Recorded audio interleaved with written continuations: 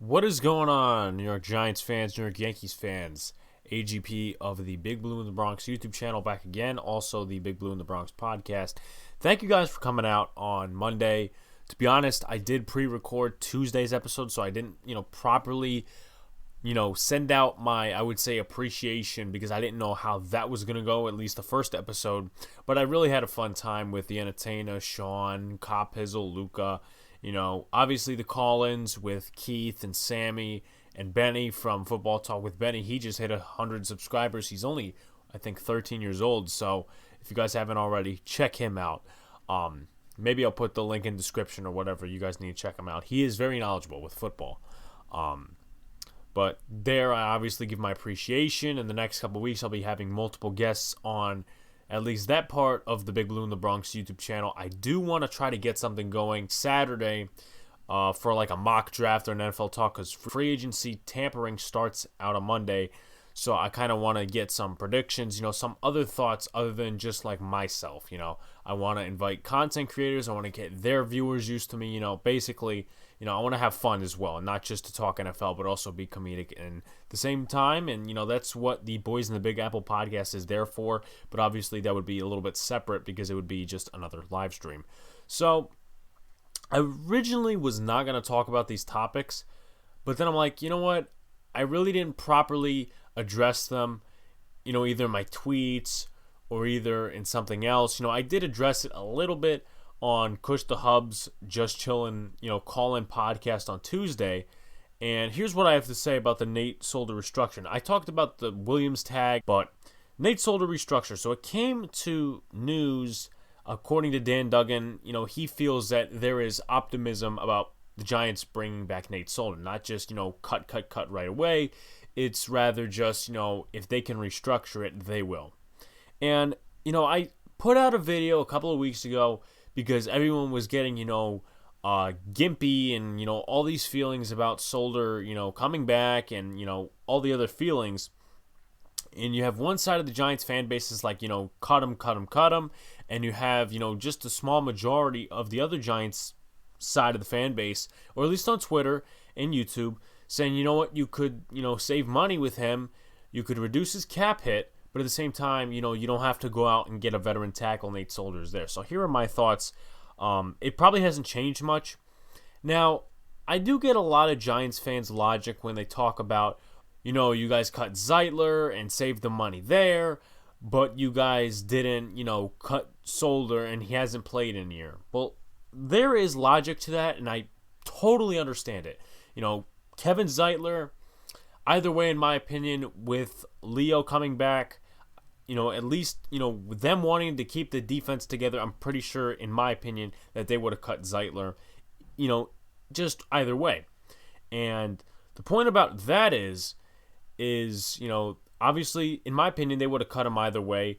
And you need a veteran on that offensive line, or at least at the guard position, because you're not going into next season with Shane Lemieux and Will Hernandez as starting guards. I think that would be a colossal mistake, but I don't think that's, where they're stopping in terms of guards. I think they will be going out in free agency, maybe get a veteran guard, or maybe they go out in the draft to select somebody like Quinn Miners or Robert Hainsey in the later rounds. But in terms of that, and let me get to the other side of the logic that a lot of these Giants fans are a little bit forgetting, is that Nate Solder, right? He has more dead money accumulated in his contract if you cut him right now than Kevin Zeitler at the time he got cut would have, or he did, I should say. And, with Zeitler, I think he only had $2 million in dead cap. Meanwhile, it was $12 million in savings. And then you get Solder. Obviously, the $16 million cap hit for this year. I'm not a contract analyst. I'm not Kevin Abrams. I'm just going to put that out there. But in terms of Solder, you got $10 million in dead cap and $6 million in savings. It just doesn't go to negative $4 million in savings. They're two separate kind of wavelengths. But you still don't want to eat $10 million in dead money. So I think it is somewhat smart, in a very, let's say, unpopular opinion, in some sort of fashion, that the Giants are actually trying to keep Nate Solder. Because if they can turn whatever into a signing bonus or whatever, lessen the dead cap and maybe get more off of his contract and you go into the season with a backup tackle like Nate Solder, and there's a lot of guys out there praising Matt Parrott, saying he's going to be the starting right tackle next year. I fully agree with that. But I think that a lot of Giants fans are going to blame Gettleman and a lot of, other people in the system or whatever if Solder beats out Matt Parrott at right tackle to begin the season. And people are going to start worrying, oh, is he going to give up 11 sacks like he did? And the problem is with Solder is that he hasn't been keeping up with his exercises and the way he works out and everything. He said that on a podcast, as I said in my video earlier before, a couple of weeks ago. And that is a problem. As a sports athlete, obviously this is New Trick baseball. But baseball and football are two different sports. But the one thing our coaches always advise us or try to is that you need to stay fit in the offseason. Football is harder than baseball and much more dangerous, and probably requires a lot more stretching, calisthenics, whatever you want to do. And for Solder, who opted out, and listen, once again, for the millionth time, we get his situation. We know it's bad. But at the same time, you need to do what you need to do for your team. He said he felt like he let his team down. At the same time, you need to do what you need to do. Stay fit. You can't just, come into training camp, come into OTAs, how many pounds either overweight or just not in shape at all. So, I'm not saying he is Eric Flowers or Robert Nicomdici from the Cardinals or actually from the Dolphins, because the Dolphins picked him up a couple of years ago, and what happened was he walked into camp overweight and out of shape, and they cut him. At least I think that was them. I don't know if it was them or the Cardinals. But going back to my point, I get why a lot of Giants fans are upset over this Solder coming back thing.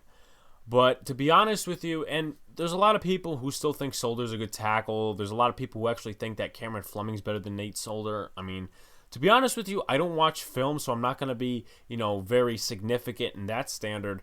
But Nate Solder's been a starter before 2020 for how many years? Cameron Fleming hasn't. So at least Solder has gotten the reps, and you can't just blame Solder, in my opinion. You could definitely blame Gettleman for putting us in this situation. I will not doubt that in the slightest. But you could also blame Hal Hunter. You could also blame a couple of other things.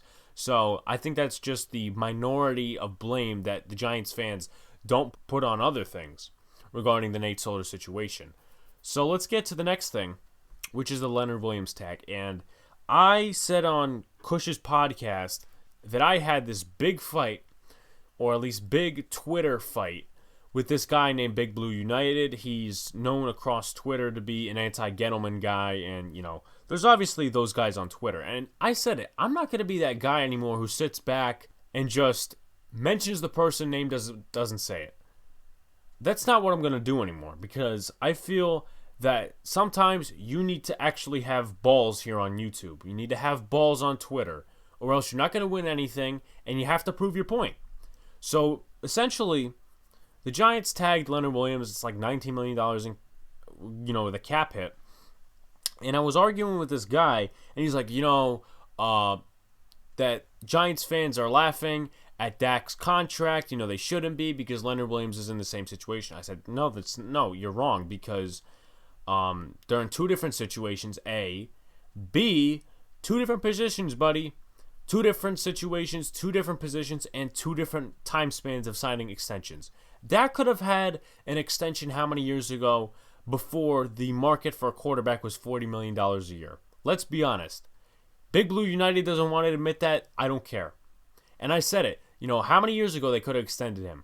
And then he was like, Dave Gettleman, he could have extended Leonard Williams last year. I said, well, we wouldn't have gotten Blake Martinez, maybe not James Bradbury. So, and at the same time, he wanted $20 million last year, so I don't understand what is changing. Yes, we put $16 million as a cap hit last year for him. What did he do? He produced on the defense. So, obviously, I addressed the Zeitler cut, but I think the Giants, to be honest, have to go out in free agency and sign a veteran guard, because you can't, once again, go into this season with Shane Lemieux, Kyle Murphy, and Will Hernandez being the guards on your roster. Chad Slade's not going to cut it. You need an experienced veteran, someone like a Gabe Jackson. And, there's a couple other guards out there. I know the tackle class just got better with Eric Fisher and Mitchell Schwartz. That kind of surprised me. But at the same time, when you extend Travis Kelce, when you extend Patrick Mahomes, when you extend all these guys on the roster, cap space gets tight. And, at that point in the game, you have to make some cuts. And I see them drafting at least 3 offensive linemen this year, because Austin Reiter is expected to hit the free market. But anyway, let's go into the New York Yankees. And obviously, this is set to go out before the Yankees game. And I am pre-recording this, so, I apologize if I was using terminology like this was a Friday. But I am pre-recording this on Thursday night. So here's who I'm impressed with so far in this spring training. I'm not going to use stats. I will use certain situations though. Derek Dietrich. Obviously going into spring training, a lot of Yankee fans really like this guy because of what he did in Cincinnati and what he did in Miami. Not defensively, but more of as a power bat. In the last year in Cincinnati, he did pretty well. I liked how he's played so far. The next guy, Jay Bruce. I mean, this guy just puts on a show in spring training. I don't know his average. I'm not going to give you, how many OBP or, all these other geeky stats.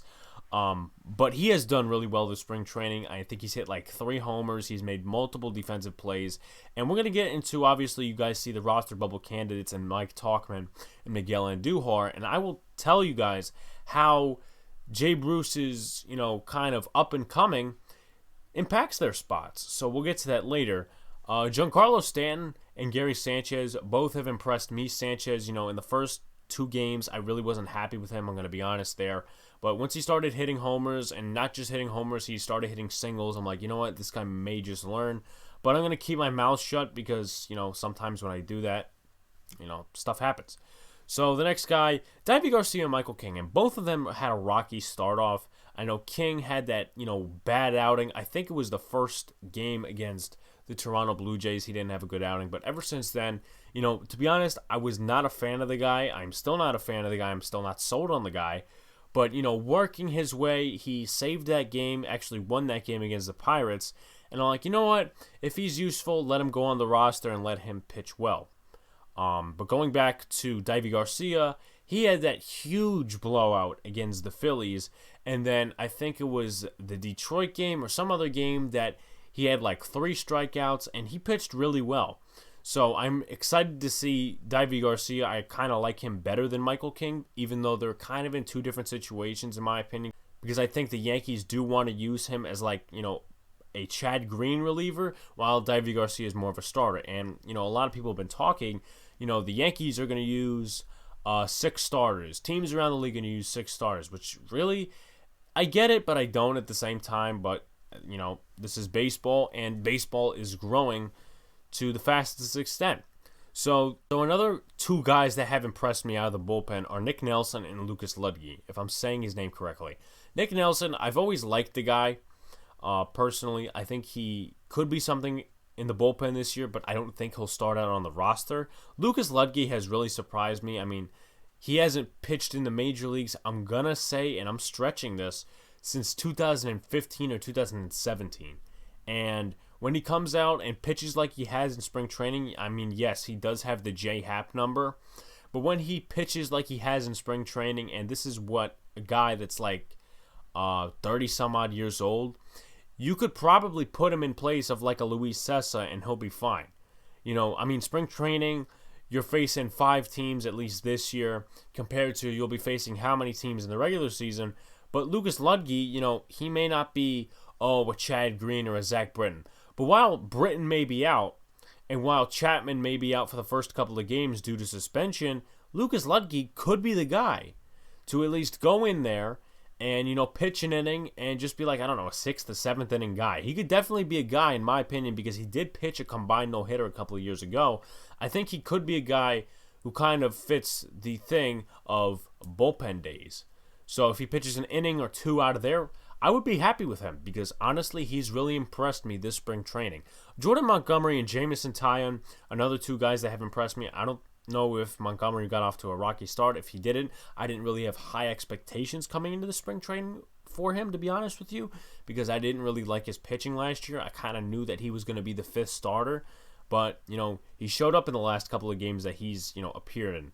Another one, obviously, I said is Taillon. He started the game, I think, against the Pirates, and he pitched really well. He also started one of the first spring training games. I think it was against, I want to say Detroit, or I don't remember. It was, I think, the first night game. I don't remember, as I said, but he pitched really well to start. And just to quickly interject something here, I apologize for not having the usual green screen behind me. I would, but my computer is a little older, and sometimes when the computer heats up, the camera goes a little foggy and can't connect with the graphics and the green screen, and it freezes. Obviously, you guys seen that in past videos, so I just wanted to put, the remark out there that I'm not doing this because I want to. I'm doing this because I have to, and I want to show my face rather than some of the people who don't show their face on YouTube and just leave you with a blank screen or whatever. Another guy that really I want to make this roster, but I don't think he will right away. I mean, with the absence of Britton, with the absence of Chapman, he might. Addison Russ. We traded for him and gave up David Hale in the Phillies trade last year, and I didn't know much about the guy, but I started researching him in the minor leagues. He only had one season where he didn't have a winning record, and even when he had the winning record, he had a 3.24 ERA or something under 4, which to me, I am a pitcher in varsity league, but just as, a baseball fan and someone who knows their stats a little bit, I think that's good. And I think Addison Russ, I don't know the ways that the Yankees would use him, whether it be a long reliever, a middle reliever. I would have to do some research on that, but I do like Addison Russ for this roster at least. And, I think he's done well so far in I think the 1 or 2 appearances he's had this spring training. So let's go to the letdowns or the guys that really, haven't impressed me in spring training. Tyler Wade, a lot of guys, a lot of Yankee fans actually like this guy. He's a bench guy. They'll give their reasons. I disagree on that. I don't think he's useful to this roster. And as I said, how many other times, just because you have speed doesn't mean you have the IQ to run the bases. And I don't think Tyler Wade has the IQ to run the bases. Because obviously the one time against the Mets last year, and you guys know my reasons. Mike Ford, and I'll explain it with Mike Tauchman too, because both of them fell last year in terms of stats and I think a little bit of playing time as well, depending. But Ford really hasn't been much. I think he has like a 100 batting average, if not lower, if not just lower than like 150.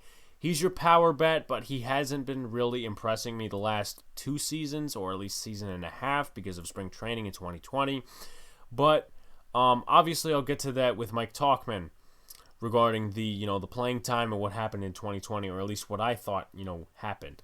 So Miguel Andujar, in my opinion, he could have showed up at least the first couple of days in terms of hitting, and he hasn't. He is one of my roster bubble candidates, and if I take a look somewhere, it's on one of my papers. He has, I think, a 133 batting average to start. He's 2 for 15 to start spring training. And, I'm not going to sit here and bash the minor leaguers or whatever because they didn't have a season last year. But Andujar, he's been failing, in my opinion, or at least in others' opinions as well, to kind of reclaim the third base spot. And to me, that's kind of annoying because, at the same time, you're given these chances, even with Urshela out on occasion, and maybe to be a DH or something, I don't know. But, a lot of people don't like his defense, and I thought he could win with his offense, but unfortunately I'm wrong, and obviously I'll get to that with the roster bubble candidates later on. Julius Chassin and Kyle Barraclough and Asher Wojciechowski, these 3 guys, obviously coming in, they didn't have good stats on their careers. Non-roster invitees, they haven't pitched well. Let's just put it at that. I think Chassin lost the game. If I'm not mistaken, Barraclough may have lost the game. If not, he didn't pitch well in the first spring training game. But, I'm not going to yell and scream and rant. They're minor league guys. At this point in their career, that's what they're going to be. Justin Wilson, I'm very disappointed in him because I thought he would be the 2015 Justin Wilson. I mean, obviously, it's hard to reclaim that sort of, I would say, part of your career. And I know he's been with the Mets. He's been with these other teams. But the fact that he blew the 5-run lead in 1 inning with no outs recorded against the Pittsburgh Pirates the other night kind of, says, is he going to make the roster? I don't know. I mean, I don't know how many minor league options this guy has. They might just send him down with no option and just keep him on the 40-man. I don't know. But definitely with appearances like that, I think Justin Wilson may lose his spot on the roster, and Lucas Ludke could gain a spot on the roster. So that's just at least my opinion there. And let me right now go into the roster bubble candidates, which is Mike Tauchman and Miguel Andujar. All right, so let's talk about Miguel Andujar. And he's the first roster bubble candidate, as I mentioned, and Mike Tauchman is the second roster bubble candidate. So Andujar, obviously, I just put some, extra measurables, 6'0", 211 pounds. He's 26, so he's still fairly young for the major league level. He's been playing since 2017, and in spring training so far, as I mentioned, he really hasn't been putting up the stats. 2 for 15, a stolen base, and a 133 batting average. And just to add to something that I kind of, didn't put there, but at the same time, it's not really relatable, or it is, but in terms of positions, he can also play left field, but that's not really his primary position. Third base is kind of his hot spot, kind of the sweet spot. So let me explain something that I was getting at before regarding, the 2020 season and the alternate site. So Andujar did not start on the roster, at least I don't think so. And he came up to the big leagues at some point. I don't know if it was Urshela injured or someone was injured on the roster, or they just called him up voluntarily. And what happened was Andujar did not play well in terms of hitting. Now, everybody knew what his situation on defense was, but his hitting didn't show up. He had like an 0-something average, and the at-bats that he was given, he was immediately sent down. And the thing with that is, and I'll explain something on a different level relating to 2020, is that the thing with Andujar and a lot of these guys, you could make the comparison also, or the relatance, to Estevan Florial, who actually got called up last year, and I think was like 1 for 4 in his at-bats against the Mets, and I think he played just a little bit more. But my point is, the alternate site, you didn't have a minor league season, so you basically had to scrimmage against your own guys, A, and B, you weren't, facing any other pitchers or, doing anything else other than scrimmaging, and you weren't facing any hitters in terms of, anyone who was a pitcher or just like, shifting defensively and whatever. So obviously that's kind of, it's different. And obviously being 2020, the pandemic season, even though we're still in a pandemic, but things are more, I would say, organized now, with the alternate site, it wasn't, it was weird. It was different, for lack of better words. And it takes adjusting to. But unfortunately, Andujar couldn't adjust last year. And I think at one point in the season, or when they were doing call-ups or whatever, he got his batting average to, I think, like a 240. And let me take a look at that right now, because I actually have this in front of me. He hit 242. So considering that's Andujar, and considering, his average wasn't too good before he got injured in 2019, 2020 was like, at least the games he got in later in the season, he was decent. He wasn't hitting homers, but, he was doing his basic hitting. And let me go into something else with Mike Tauchman. I might restate it. I probably won't, but now that I'll bring it up, Mike Ford and Mike Tauchman, two guys that really did well on this Yankees roster in 2019 when everybody went down. They shined. Hitting homers, doing stuff on defense. We know Tauchman is very good with defense, and obviously Ford being the big first baseman that he is. But my point is, that same magic did not come back for 2020. The Yankees, they didn't get to implement this system related to new stretches, new yoga exercises, whatever, and unfortunately, that may have been the reason, or at least relating to the reason, that the Yankees got all these injuries last year as well. The injury bug hit them. And when the same guys like Tyro Estrada and Mike Ford and Mike Tauchman had to step in, they didn't. All of them took a dip in their stats. Mike Ford, he hit like 132 last year. Mike Tauchman took a dip in his stats. I think he hit like 240 last year. And I'm not going to, scream at these guys. I'm not going to scream at Tauchman for hitting at 240. But, the magic didn't come back for a second straight year. So that kind of has to tell you something, maybe it was just 1 year's magic. Maybe it was the 2020 year. Maybe it just was only a one-time thing. So there's obviously a couple conspiracy theories that you could kind of throw around with that. But let me get into Andujar just a little more. So at this point with the Yankees, his ideal role would probably be a backup infielder, third base, first base. I know he played a little bit of first base at some point in his career, but obviously he's mainly a third baseman. And, his defense has gotten better, but obviously not as good as Urshela's. And he also could be kind of a reserve outfielder. And my prediction to that is that he starts out in the minor leagues alternate site because they are delaying the season because of vaccines. And, obviously I'll explain that stuff another day, what I think of all these Manfred rules. You guys know already some of it. But in my opinion, Andujar starts the season at the alternate site, AAA. Because in my opinion, with the way he started out spring training so far, 2 for 15, stolen base, 133 batting average, I just don't think that the Yankees are impressed with that. You shouldn't be impressed with that, especially when he's not super flashy on defense, and in our offense, he doesn't show the same thing. It's stingy a little bit, and I don't think he makes the roster. I thought in the beginning, there might be a chance he does make the roster, but at this point in the game, I don't think so. And I think his only shot would be getting called up in case of injury.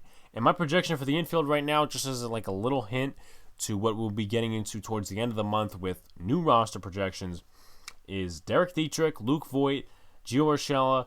I might be stretching it with Dietrich, but we'll see if he does make the roster. Gleyber Torres, DJ LeMahieu, Tyler Wade, or Thairo Estrada being the infield. As I said, Tyler Wade, though he's shitty at batting, and I'm going to say that, for just the hell of it, because that's what I think, that's my opinion, that's what you get on the Big Blue in the Bronx podcast, that's what you get on this YouTube channel.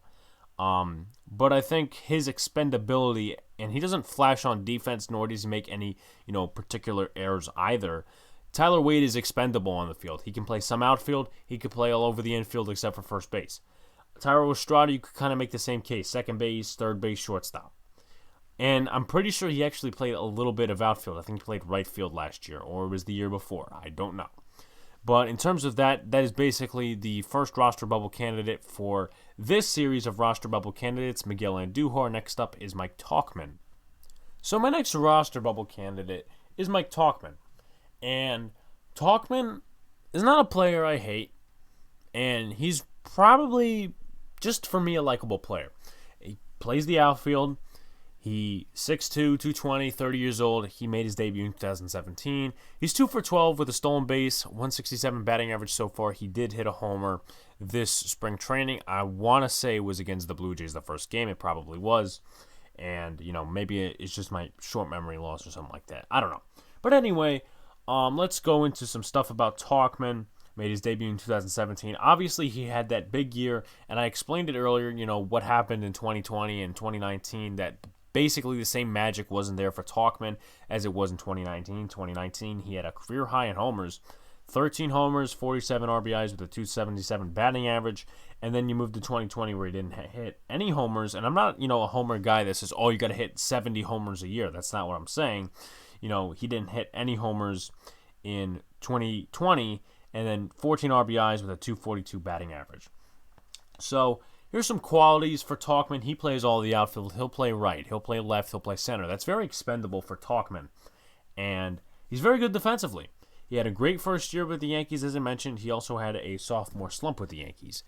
And the problem is with that, he had the sophomore slump, and to be honest with you, that kind of shrinks the probability of him making the roster.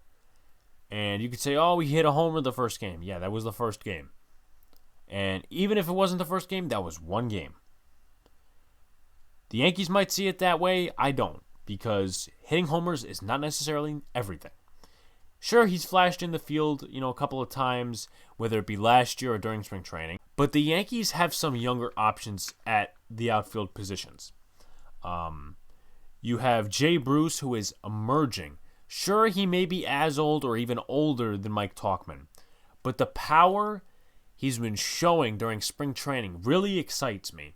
And some of the plays Bruce has made as well. He can play first base as well. He can play all positions in the outfield. He can even DH if Stan wants to play the outfield or has an off day. So I'm really excited about Jay Bruce, and I really hope he makes this roster.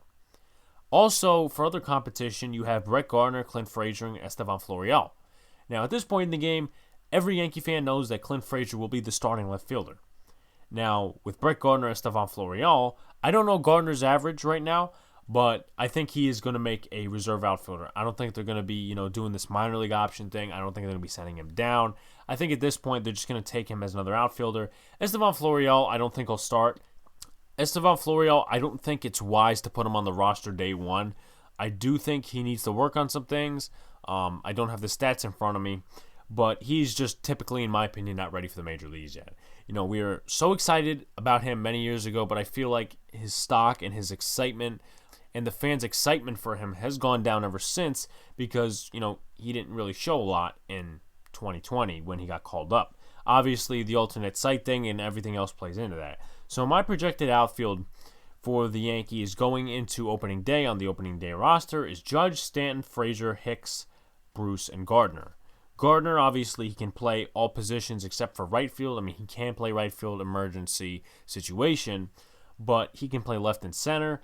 Hicks plays all the outfield. Obviously, it would be a guarantee that he makes it ever since his extension. Jay Bruce, as I said, plays first base other than the outfield as well.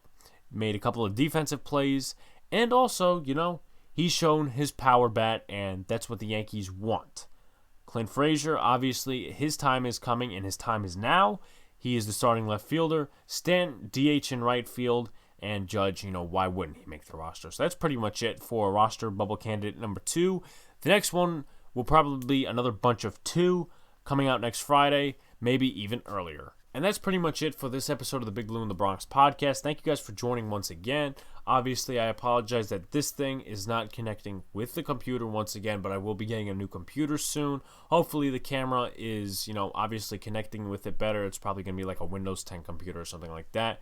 Obviously, this is older and obviously much smaller, so it can't really take the heat that much, or else the system goes kapooey. But anyway, thank you guys for continually supporting the channel. I'll put my Venmo in the description. I'm not really starting a Patreon yet because I think you have to do stuff with taxes and whatever as well. I think there's another Patreon thing for Podbean. I haven't started that yet. So if you guys just want to donate anything, Venmo me. I put the Venmo in the description, but I usually don't demand money from you guys like other content creators would because, I don't feel that taking anyone's money is the greatest thing in the world. But obviously, voluntarily, if you guys want to donate to me, it's in the description. Thank you guys for continually downloading the podcast episodes. Thank you guys for subscribing. 129 subscribers. We're how many away from 130? 200, and obviously it's going to keep building and building there. As I mentioned, obviously the Boys in the Big Apple podcast is every Monday. We're going to be streaming the next game on Monday, so that's going to be great for all of you guys that, have basketball as a side fan sport and whatever.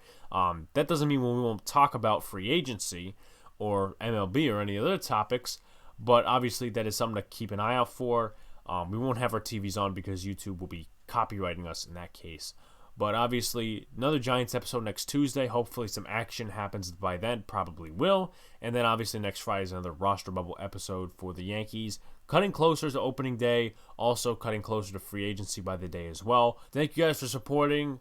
Might see you guys on Saturday because Saturday night I might invite some content creators on to do a mock draft and some NFL talk as well. Same with the guys, some of the guys from Uncut Sports News as well. But if I don't go live then, I'll see you guys on Monday for the second episode of the Boys in the Big Apple podcast.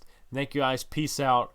And we'll see you when I see you. Keep those notifications on so you obviously get the notification of when I'm going live or when a video is out.